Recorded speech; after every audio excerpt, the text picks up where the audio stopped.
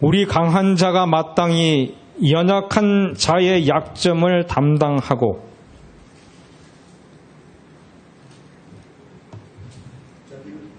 자기를 미쁘시게 하지 아니한 것이라. 우리 각 사람이 이웃을 기쁘게 하되 선을 이루고 덕을 세우도록 할지니라. 그리스도께서 자기를 미쁘시게 하지 아니하셨나니 기록된 바 주를 비방하는 자들의 비방이 내게 미쳤나이다 함과 같느니라. 아멘. 아멘. 바울은 이제 로마서 15장을 통해서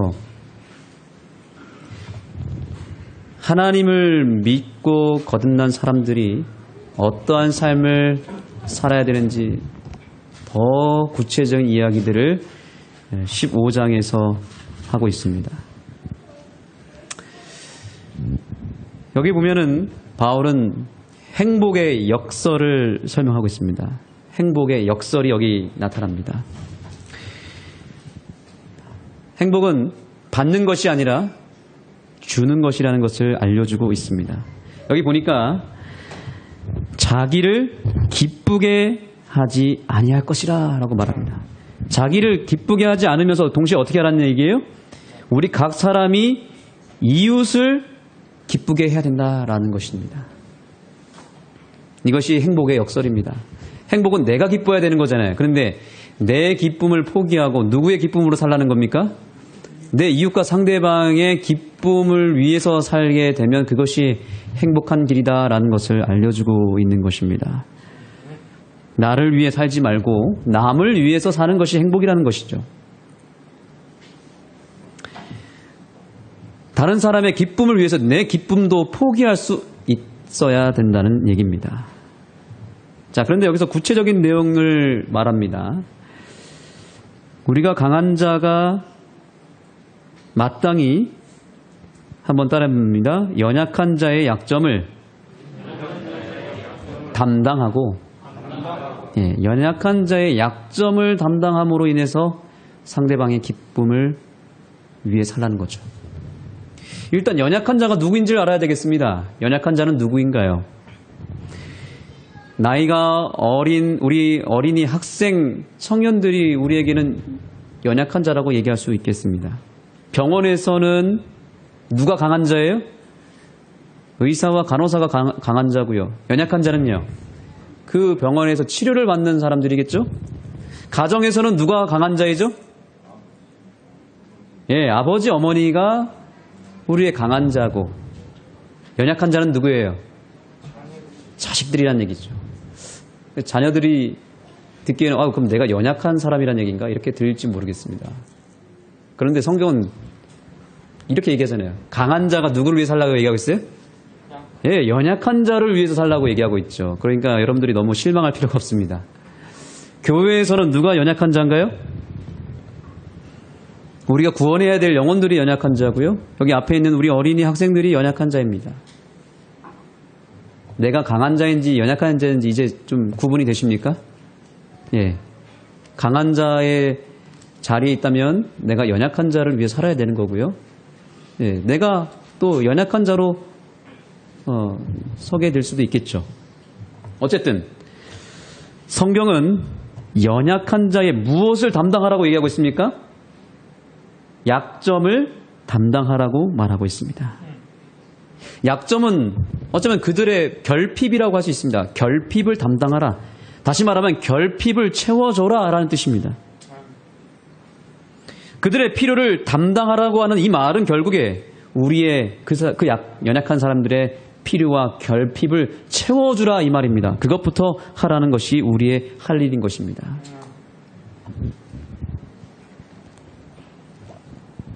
저는 이번 성경학교 기간을 통해서 이 지역의 3040 젊은 세대들의 마음을 얻을 수 있는 비결을 하나 발견했습니다. 보니까 이 지역의 부모님들이 참 다들 바쁘시더라고요. 그래서 아이들을 누가 봐준다고 하면은 이렇게 보내주시는 겁니다. 성경학교 때 물론 우리 대원들이 열심히 봉사도 했지만 너무 바쁜데 마침 이 더운 날 시원한 데서 아이들이 이렇게 즐거운 시간을 보낼 수 있다고 하니까 보내주신 것 같습니다. 그래서 아까 제가 그래서 그 얘기를 드린 거예요. 우리 교회에 아이들을 돌볼 수 있는 도우미들이 좀 필요하다는 것입니다. 저는 월요일마다 그리고 목요일마다 일주일에 2번씩 지금 어린 아이들, 우리 지우, 지민이, 그리고 우리 교회 다니진 않지만 민주, 푸르미, 이 4명의 친구들과 함께 영어와 중국어와 수학을 지금 가르치고 있습니다. 제가 뭐 영어를 얼마나 잘하고 중국어를 잘하겠습니까? 제가 수학 공부 안 한 지 꽤 오래됐습니다. 목사가 그렇게 한가한 사람은 아니잖아요. 그렇죠? 예. 그런데 제가 왜 그 일을 할까요? 여기 말씀에 써져 있잖아요. 강한 자는 마땅히 연약한 자의 필요를 담당해 주라고 얘기하고 있는 거예요. 그래서 이 말씀 믿고 하는 거예요, 그냥.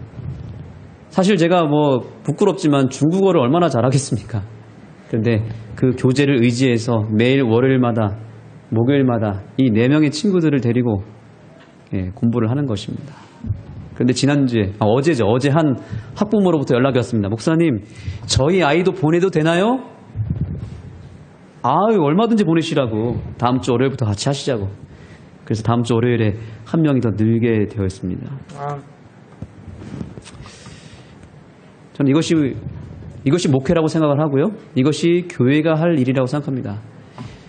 내 필요를 채우기 위해선 저는 사실은 저의 가장 좋은 힐링 시간은 책상에 앉아서 책 보고 연구하는 게 제 최고의 힐링 시간입니다. 저는 너무너무 그 시간이 필요해요. 사실은. 그런데도 왜 그것을 잠시 내려놓고 그렇게 해야 될 시간에 왜 아이들을 만나고 아이들에게 제가 하지도 못하는 영어, 중국어, 수학을 가르치고 있을까요? 여기 2절에 보니까 우리 각 사람이 이웃을 기쁘게 하되, 자 따라해 보겠습니다. 기쁘게 하되 선을 이루고 덕을 세우도록 할지니라. 여기 이 선이라고 하는 말은 히브리어로는 토브라고 하는 건데, 자기 것을 남김없이 다 상대방을 위해서 주는 사랑을 가리켜서 선하다라고 말합니다. 그래서 우리는 예수님에게 뭐라고 얘기합니까? 선한 목자라고 얘기하는 이유가 뭐냐면, 하나님께서 우리에게 예수님이라고 하는 그분의 전부를 아낌없이 다 주셨기 때문에 그분을 향해서 우리는 선하신 분, 유일한 선한 존재라고 말하는 것입니다. 예수님은 우리를 사랑하되 자기 것을 남겨두고 주시는 사랑이 아니라 남김없이 다 어떻게 한다고요? 다 우리에게 주시는 분이 하나님이란 사실을 기억하시기 바랍니다. 그래서 그 사랑을 받은 우리도 어떻게 하라는 거예요? 선을 이루고, 이렇게 얘기합니다. 너희가 남을 위해서 살고 남의 기쁨을 위해서 살되 너 것을 챙긴 다음에 사랑하는 것이 아니라 너의 것을 포기하면서 다 주는 사랑, 시간과 열정과 너의 인생 자체, 너의 삶의 모든 것들을 다 끌어모아서, 요즘 그런 표현을 영끌이라고 합니다. 영혼까지 다 끌어모아서 어떻게 한다고요? 상대방에게 다 쏟아부으라는 것입니다. 그게 진짜 사랑이고 그것이 행복의 비결이라고 말하고 있는 것입니다. 그래서 제가 비록 바쁘지만, 덥지만 일주일에 2번 정도는 우리 지역의 어린이를 위해서 시간을 내야겠다. 나와 아무 상관이 없는 영어, 중국어, 수학, 나랑 상관은 없는 학문이지만 아이들을 위해서 조금이라도 도움을 주기 위해서 해야겠다.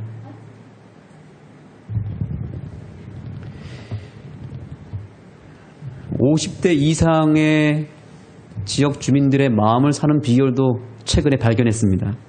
최근에 일손돕기 봉사팀에서 복분자를 수확하는 한 농가를 찾아갔습니다. 그때 한 10명 정도, 서울에서 한 팀이 오고 우리 신백골 식구들이 모여가지고 복분자를 하루 종일 따드렸습니다. 이 복분자 가격이 요즘 엄청나게 올라가가지고 금값이라고 합니다. 그래서 이거를 막 빨리 따가지고 이걸 팔지 않으면 안 되는 상황인 거더라고요. 근데 그 따는 기간은 딱 일주일 정도밖에 안 있었대요. 근데 그날 10명이 그 농가에 찾아가서 하루 종일 따드렸어요. 엄청 더웠거든요. 저도 한 2시간 정도 도와드렸는데 우리 그때 집사님, 장로님들 또 외지에서 오신 봉사자들이 저녁까지 식사를 하고 갈 정도로 하루 종일 따드린 거예요. 그러니까 그날 딴 금액만 어마어마하더라고요. 엄청나게 따드렸더니 너무너무 좋아하시는 거예요. 그런데 조금 아쉬운 거는 사실은 노지에도 그게 엄청 많았는데 그거는 그날 일손이 부족해서 다 못 따드렸고 결국에 그 다음 주인가 비가 막 엄청 내려가지고 그게 다 떨어져 버린 거예요. 반타작밖에 못한 거죠. 제가 그 얘기를 듣는데 너무 아쉬웠어요. 그래서 제가 그 팀장님한테, 우리 장로님한테 제안했습니다. 장로님, 다음부터 이런 일이 있으면은 우리 10명 가지고 하지 말고 한 100명 부릅시다.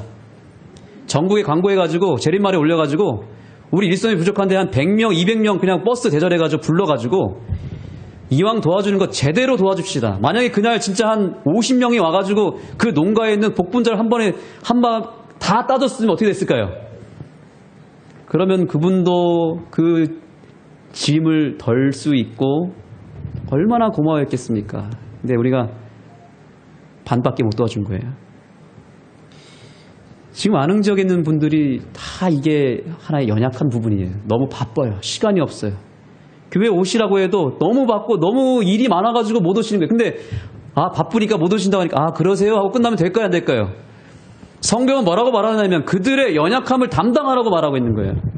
시간이 없어서 못 오는 그분들을 위해서 내가 내 시간을 버리고 내 일을 잠깐 내려놓고 그분들의 그 연약한 점을 담당해 주는 거예요.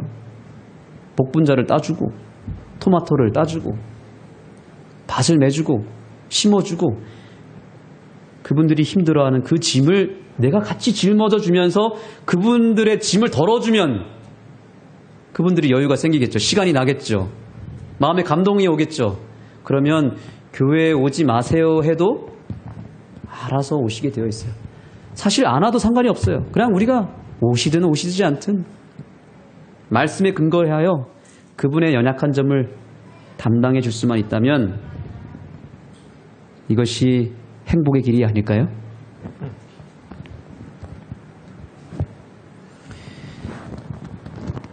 그래서 이제 다음에 또 한 번 모집을 하게 되면 혹 시간이 좀 나시면 30분이라도 10분이라도 와서 좀 도와주시면 좋을 것 같아요. 주변에 가족들이나 저기 타지에 있는 분들 중에서 좀 아시는 분들이 있으면 좀 끌어 모아주시면 좋을 것 같습니다. 그래서 일꾼 다음번 봉사 때는 목표 100명입니다. 100명이 딱 안흥에 와가지고 가장 지금 일손이 필요한 농가 한 5곳을 가가지고 완전히 그냥 그 해 농사를 끝내버리는 거예요. 그냥 대충 도와주는 게 아니라 그냥 끝내줘 버리는 거예요. 그래서 더 이상 할 일이 없게 만들어버려서 그분들이 할 일이 없으니까 이제 교회에 오시는 거죠. 그렇게 한번 해보시겠습니까? 이것이 진짜 사랑이라고 말합니다. 내 것을 포기하고 내 시간과 내 물건과 내 삶의 우선순위를 다 끌어모아서 쏟아부을 수 있는 진정한 사랑의 신자들이, 그런 교회가 지금 필요하다는 사실입니다. 제가 안흥교회 목회를 시작할 때 저는 목회 요람을 정독을 했습니다. 우리 재림교회의 목회는 사실 거기서부터 출발하는 건데 목회 요람에 보니까 이런 구절이 있더라고요. 제가 이 말씀을 듣고 충격에 빠졌습니다. 왜냐하면 제가 처음 접하게 됐거든요. 이렇게 되어 있습니다. 목사는 전도자이고 교회는 전도 현장이다. 예배, 안식일학교, 다른 프로그램들을 운영할 때 언제나, 그 다음이 중요합니다. 교인이 아닌 방문객과 손님들을 염두에 둬야 한다. 그 교회의 모든 프로그램이 목사나 혹은 장로, 집사들의 어떤 기존 교인들에게 포커스가 맞춰져 있는 게 아니라 그 교회에 처음 찾은 이런 젊은 학생들이나 손님들이나 구도자들에게 맞춰져야 된다는 것입니다. 제가 이 말씀을 그대로 새겼고 제 목회의 모토로 삼았습니다. 그때부터 지금까지 저는 설교를 하거나 교회 어떤 사업을 벌리거나 심지어 교회를 건축하는 일에 있어서도 저를 생각하거나, 죄송하지만 기존 교인을 생각하기보다는 이것이 교인이 아닌 다른 사람들에게 어떻게 받아들여질까, 어떻게 들릴까를 생각을 할 수밖에 없었던 것입니다. 왜냐하면 성경 분명히 말하잖아요. 우린 강한 자잖아요. 연약한 자를, 그 약점을, 그들의 눈높이를, 그들의 시선을, 그들의 감정을 터치해주고 공감해줄 수 있고 그들의 눈높이를 맞춰줄 수 있는 그런 사업과 그런 메시지와 그런 공간이 필요하다고 성경은 말하고 있잖아요. 그 목회의 요람 밑에 또 이렇게 구절이 되어 있습니다. 우리가 하는 모든 일은 다음과 같은 영혼 구원이라는 여과기를 통과하여 진행되어야 한다. 이것이 교인이 아닌 사람들에게 어떻게 들릴 것인가? 이것이 교인이 아닌 사람들에게 어떻게 받아들여질 것인가? 목사요람 125페이지에 이렇게 기록되어 있습니다. 이 고민을 하라고 말하고 있는 것입니다. 교회에서 하는 모든 사업과 메시지를 강한 사람이 아니라 약한 사람에게 좀 맞춰서 나가면 좋겠다 이렇게 얘기하고 있는 것입니다. 그들의 결핍을 채우는 일이 되어야 된다고 얘기하고 있는 것입니다. 그들에게 들리기 좋은 얘기를, 그들이 듣기에 편안한 이야기를 할 수 있어야 되고 그들이 올 수 있는 편안한 장소가 되어야 되고 그들에게 부담을 줄 수 없고 그들이 오히려 호감을 갖고 찾아올 수 있는 그런 프로그램이 되어야 된다고 얘기하고 있는 것입니다. 그래서 그 교회가 정말 교인이 아닌 다른 사람들에게 포커스가 맞춰져 있는지 아닌지를 금방 알 수 있는 방법이 하나 있습니다. 뭐냐면 전도회를 할 때 보면 됩니다. 전도회라고 하는 자체의 용어를 쓰면 안 되는 것입니다. 노골적으로 얘기하는 거잖아요. 내가 당신 전도할 테니까 오십시오. 이거잖아요. 그런 용어를 바꾸라고요. 뭐래요? 뭐 축제로 바꿀 수도 있고 행복 페스티벌로 바꿀 수도 있고 어떤 뭐 인문학 강좌라고 바꿀 수도 있고 조금은 그분들의 눈높이에 맞춰달라는 얘기입니다. 본질은 바꾸지 말더라도. 이게 작은 변화지만 이게 필요하다는 거예요. 그래서 아는교회는 전도의 용어를 바꿨습니다. 행복 페스티벌, 힐링 세미나, 새생명 축제. 예배 순서도 간소화했습니다. 안식학교를 세바시 특강으로 바꿨습니다. 필요할 때는 화요 기도에도 생략하고 소그룹 예배를 드린 적도 있었습니다. 그 모든 것들이, 그 모든 사업과 모든 프로그램들이 포커스가 우리 영혼들에게 맞춰졌기 때문에 그런 것입니다. 그동안 조금은 불편하고 어려우셨지만 거기에 적응해 주시고 발빠르게 움직여 주시고 거기에 눈높이를 맞춰주시는 우리 성도님들께 감사를 드립니다. 교회에서 왜 인문학 강좌를 하고 음악회를 하고 미술전을 할까? 왜 카페를 운영할까? 왜 캠핑장과 야외 공연장을 구성했을까? 그 포커스는 우리에게 있다기보다는 우리 영혼들에게 맞춰졌던 것입니다. 그들과 소통하기 위해서였고 그들이 찾아올 수 있도록 길을 터줬던 것입니다. 오늘 본문의 말씀 3절을 읽어주시기 바랍니다.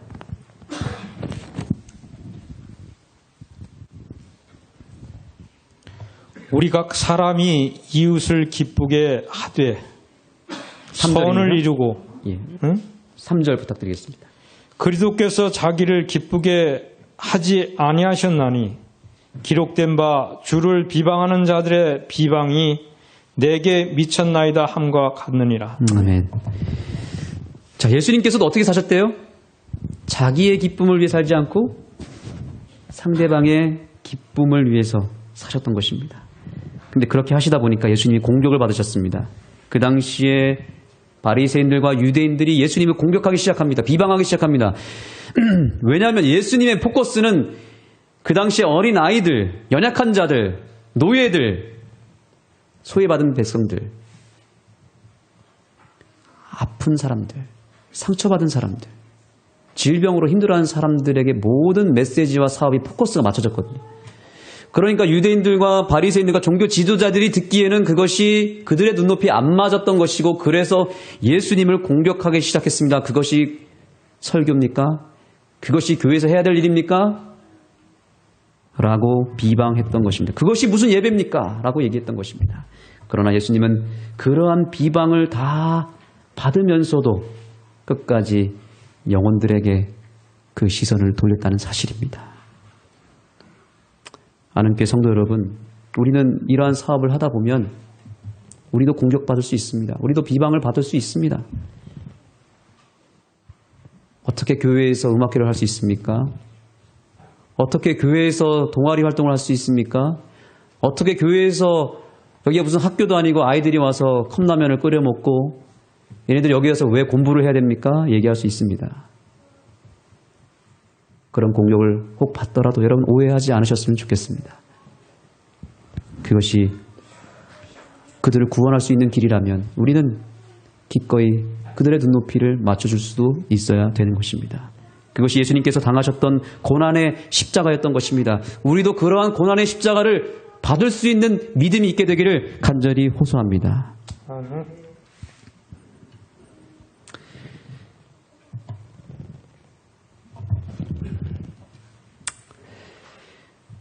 미국 펜실베니아의 어느 시골 마을에 로제토라고 하는 마을이 있었습니다. 1880년대에 이탈리아 로제토라는 지방에서 미국으로 이주해온 주민들이 그 마을에 계속 들어왔습니다. 그래서 처음엔 30명, 50명 되더니 이제 100명, 200명이 되면서 이제 미국에서 그 작은 마을을 가리켜서 로제토 마을이라고 불렀습니다. 가장 먼저 교회가 세워졌고요. 이발소, 식당, 마트, 학교가 세워지면서 이제 그 마을이 조성이 되었습니다. 그로부터 약 60년 뒤에 미국 오클라호마 의과대학 교수인 울프가 그곳에서 강연을 하고 있었습니다. 그런데 그 지역 의사로부터 놀라운 이야기를 듣게 됩니다. 로제토 마을 주민들 가운데 65세 이하의 사람 중에서 심장마비로 사망한 사람이 17년 동안 단 한 명도 없었다는 사실입니다. 놀라운 얘기죠? 그리고 미국 전역의 심장마비 사망률에 비해서 현저히 낮은 통계를 가지고 있었다는 것이죠. 그래서 이 울프 박사는 그게 너무 궁금하고 신기해서 그 로제토 마을을 샅샅이 돌아다니면서 주민들을 상대로 인터뷰를 시작했습니다. 뭔가 그들에게는 특별한 게 있다고 생각했을 거예요. 뭐 식생활이 다르거나 뭐 채식을 하거나 아니면 운동을 열심히 했겠지. 뭐 이런 상상을 하고 인터뷰를 했는데 주민들에게는 마약 복용자나 알코올 중독자가 전혀 없었고 자살자도 없었고 심지어 어떤 종류의 궤양도 나타나지 않았다고 합니다. 왜 이런 현상이 나타났을까? 식생활이 다를까? 자연 환경이 다를까? 생활 습관이 뭔가 다를까? 이렇게 생각했는데 어떤 유전적인 영향이 있을까? 여기까지도 생각했는데 그것도 아니었습니다. 모든 예상은 다 빗나갔고요. 오히려 로제토 주민들은 여느 미국인들처럼 똑같이 기름진 음식을 먹었고 단 음식도 먹었고 운동도 그렇게 막 열심히 하지도 않았다고 합니다. 그런데 어떻게 이 마을이 건강한 마을이 됐고 장수 마을이 되었을까요?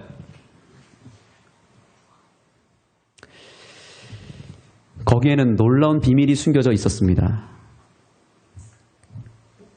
그것은 뭐냐면 이 조사를 마무리할 때쯤에 보니까 마을을 딱 거닐고 있는데 로제토 주민들의 생활 방식을 하나 발견했습니다. 그것은 뭐냐면 주민들은 이렇게 어슬렁거리면서 돌아다니면서 거리에서 누군가를 만나면 아주 반갑고 정답게 인사를 나누고 한 번 인사를 나누면은 30분이고 1시간이고 서로 이야기를 나누면서 서로의 속 얘기를 하면서 아주 사랑스러운 대화를 나눴다는 것입니다. 그러고 보니까 이 조사를 하는 기간 동안에 로제토 주민들끼리 서로 다투거나 싸우는 것을 한 번도 본 적이 없었다고 합니다.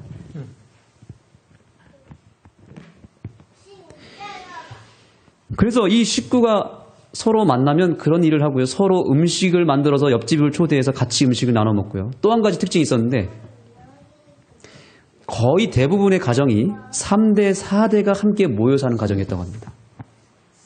그러니까 증손, 손자, 아들, 며느리, 오늘 지금 문청희 장로님 가족 같이 온 가족이 한 가정에 사는 거예요. 거기서 예절을 배우고 서로 할아버지, 할머니 세대가 통합이 되고 그죠? 남녀 통합이 되고 모든 것이 통합이 되면서 서로 소통하기 시작했던 것입니다. 식구가 많을수록 화목하고 행복한 분위기를 나타냈던 것입니다. 그리고 그 지역에 연로하신 어른들이 그 지역의 젊은 아이들을 불러 모아가지고 사랑스럽게 훈육을 했다고 합니다. 그리고 젊은 아이들도 어른들을 찾아가서 존경을 표하고 그분들에게 뭔가 배울 게 있는지 공책을 들고 와서 배우고 삶의 교훈을 얻고 이렇게 세대가 통합이 되는 그런 마을이었다고 합니다. 2,000명이나 남짓한 로제토에 봉사단체가 무려 22개 이상이 되었고요. 여러 형태로 이웃을 서로 돕고 있었다는 것입니다. 서로 가르쳐주기도 하고 이 집 아이가 저 집에 가서 배우고요. 지금 우리 교회처럼 말입니다. 이 집에서 힘든 일이 있으면 와서 도와주고 모내기도 해주고 토마토도 따주고 옥수수도 따주고 쪄주고 이런 일들을 이웃들 간에 원활하게 이어졌던 것입니다. 그래서 이웃은 이 로제토 마을은 이웃이 아니라 전체가 뭐예요? 전체가 하나의 가족이 되었던 것입니다.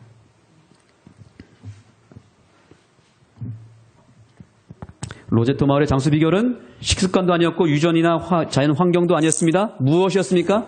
서로 사랑하고 배려하며 모두가 가족 같은 분위기를 만들어냈던 것입니다. 그것이 바로 장수의 비결이었던 것입니다. 일명 이것을 베풀매 사이클이라고 합니다.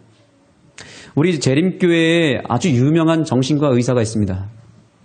미국 소비자연구위원회에서 그 해에 올해의 의사로 선정을 했는데 제닝스라고 하는 의사인데요.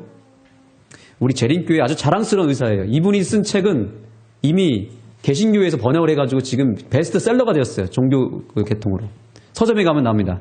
뇌라고 하는 책을 썼고 마음이라고 하는 책을 썼는데 꼭 한번 보시기 바랍니다. 굉장히 중요한 내용이 담겼고 우리 재림기별과 예언의 신에 입각한 기별을 녹아내서 번역을 했는데 정작 우리 재림교인들은 잘 모르더라고요. 이 책을 있는지도 모르더라고요. 근데 개신교회에서 그 책이 너무 탁월해서 번역을 개신교회에서 해줘가지고 팔았는데 지금 열풍적으로 이 책을 사서 목사님들 다 보고 있고요. 아주 좋은 책입니다. 뇌라는 책, 마음이라는 책 꼭 읽어보시기 바랍니다. 근데 그분이 뭐라 그랬냐면 이렇게 얘기했습니다. 그의 주장에 따르면 세상은 하나님의 품성에서 그분의 사랑의 법에서 모든 것이 흘러나온다는 것입니다. 그 법칙으로 다 돌아간다는 거예요. 여기서 말하는 사랑은 철저하게 타인 중심의 사랑이죠. 오늘 여기서 얘기하는 타인 중심의 사랑. 나를 위해서 사는 게 아니라 남의 기쁨을 위해서 나를 희생하는 이타적인 사랑을 말하는 거겠죠. 근데 바로 이러한 이타적인 사랑의 법은 온 우주를 붙들고 있고 지탱시킨다고 주장하고 있습니다. 그래서 인간을 포함한 우리 눈에 보이는 모든 창조물들이 그러한 사랑의 법칙에 의해서 돌아가고 있다고 얘기하고 있습니다. 그래서 뭐라고 했냐면 나눔의 법칙이라고 합니다. 한번 따라해 보겠습니다. 나눔의 법칙. 베풀매 사이클. 베풀매 사이클대로 돌아가고 있다라고 얘기하고 있습니다. 그래서 우리 몸도 사실은 지금 이 순간에도 베풀고 있습니다. 자, 여러분, 지금 내가 호흡하면서 입에서 뭐가 나오죠? 이산화탄소가 나오죠. 근데 이걸 진화론 학자들은 뭐라고 얘기하는지 아세요? 우리 몸에서 필요 없으니까 이걸 버린다고 말하고 있어요. 버린다.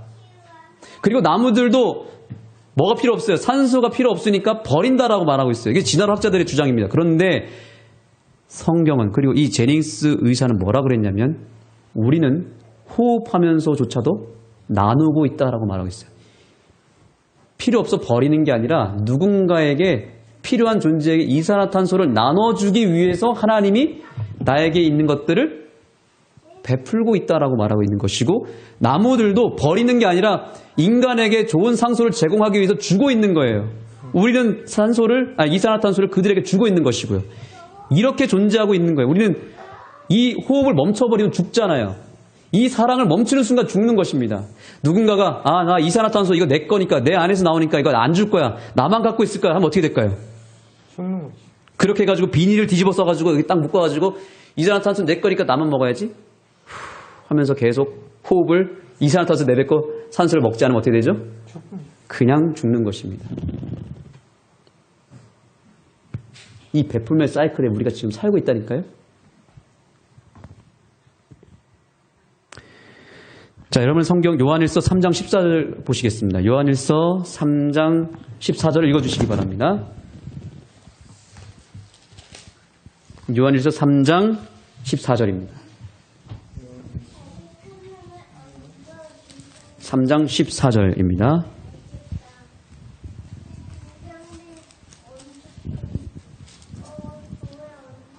그가 우리를 위하여 목숨을 버리셨으나 우리가 이로써 사랑을 알고 우리도 형제들을 위하여 목숨을 버리는 것이 마땅하니라. 아멘. 아멘.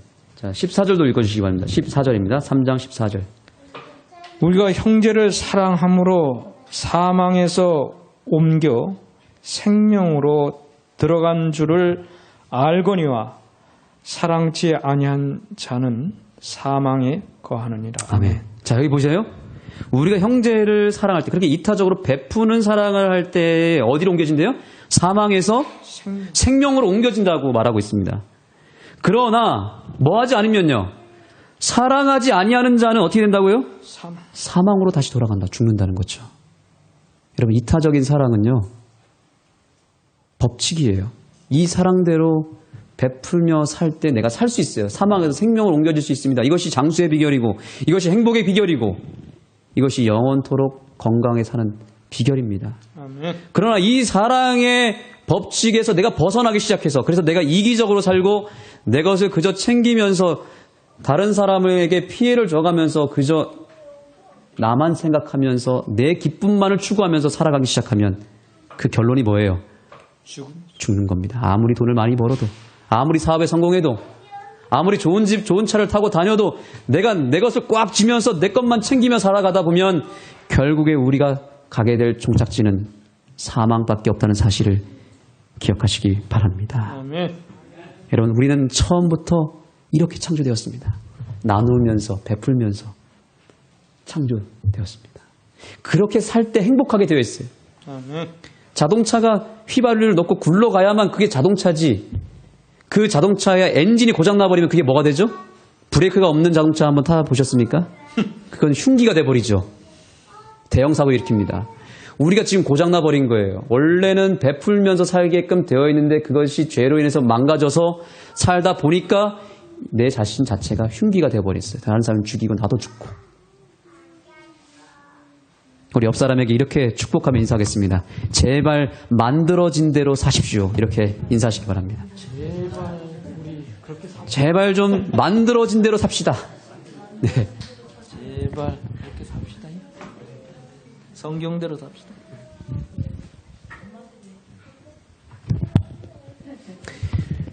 여러분, 이 로제토 마을 이야기로 다시 돌아가 보겠습니다. 이 로제토 마을이 그렇게 건강한 마을이 됐다가 이제 그 마을이 점점 커졌고 외지에서 오는 분들이 점점 늘어나기 시작했습니다.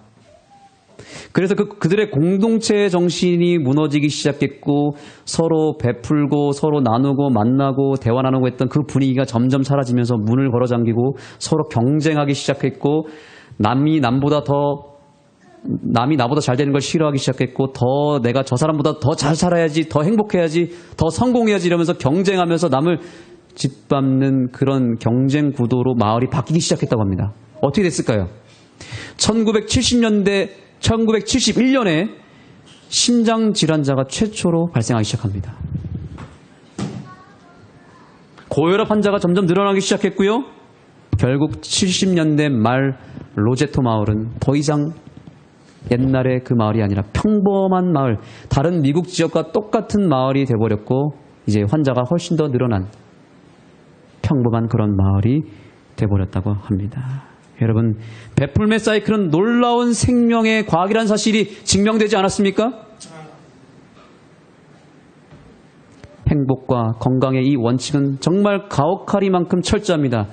그렇게 베풀고 이타적으로 살면 여러분 반드시 복을 받게 되어 있고 반드시 여러분의 몸과 마음이 건강해질 수밖에 없다는 사실을 기억하시기 바랍니다. 그러나 조금이라도 내 마음의 상태가 바뀌어서 어두워져서 이기적으로 바뀌는 순간 질병이 찾아오고 일이 안 되고 답답하고 화가 나고 분노가 생기고 내 가정이 망가지고 내 인생이 망가지게 되는 것입니다. 절대로 이 로제토 마을처럼 초심을 잃어버리고 본질을 잃어버리지 않게 되기를 간절히 소망합니다. 여러분의 고장난 엔진을 주님께 드려서 새로운 엔진을 받아서 다시 바뀌게 되는 이 날이 되기를 간절히 소망합니다. 바울은 이렇게 말합니다. 로마서 15장 다시 돌아가겠습니다. 우리 강한 자가 라고 말합니다. 이미 벌써 강한 자로 선포하고 있습니다. 사랑하는 안성도 여러분, 주님 안에서 강한 자가 되기를 간절히 소망합니다. 예수님의 사랑을 충분히 먹어서, 말씀을 잘 먹어서 그분의 사랑을 깨닫고 그분의 사랑을 가득 채워서 강한 자가 되시기를 간절히 소망합니다. 건강해야 남도 도울 수 있지 않겠습니까? 연약한 자가 아니라 강한 자가 속히 되기를 간절히 소망합니다. 5절, 이제 인내와 안위의 하나님이 너희로 그리스도 예수를 본받아 서로 뜻을 갖게 하여 주사. 따라해 보겠습니다. 예수를 본받아. 예수를 본받으라는 이 말씀의 원어를 보니까 예수를 바라보라 이런 뜻입니다. 예수님을 바라보면 그분에게서 뭐가 흘러들어올까요? 그분의 이타적인 사랑이 내 안에 채워지게 되고 내 마음이 바뀌기 시작하면 예수님과 한 마음을 가지게 될 것이고 드디어 남을 사랑하고 남의 기쁨을 위해서 살 수 있는 그런 건강한 믿음을 소유하게 될 것입니다. 새로운 출발을 하시기 바랍니다. 여러분의 마음을 바꾸시기 바랍니다. 예수님이 바꿔주실 것입니다. 예수님을 본받으시기 바랍니다. 예수님을 오늘 영접하시기 바랍니다. 그러면 내 안에서 새로운 힘이 샘솟을 것입니다. 우리 함께 찬양하는 시간 갖겠습니다.